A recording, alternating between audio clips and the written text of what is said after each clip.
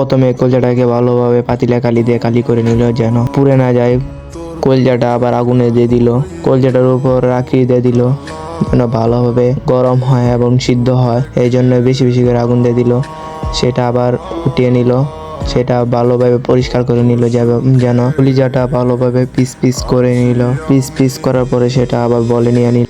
বেশ সুন্দর করে দেখেন কিভাবে কাটা হলো, দেখেন সে কিভাবে কত সুন্দরভাবে হস কাটে।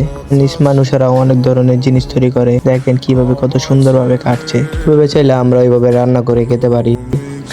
দেখেন কত সুন্দরভাবে কাটছে, এভাবে চাইলে আমরাও কাটতে পারি। এখন সে সব মশলা নিয়ে নিল যেন খাবারটা ভালো হয়, তার জন্য সব মশলা নিয়ে নিল।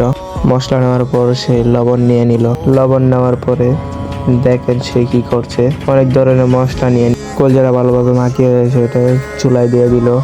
তার স্বামীকে দিল টেস্ট করতে, স্বামীকে টেস্ট করার জন্য দিল। তার স্বামী বলল অনেক সুস্বাদু হয়েছে লিজাটা।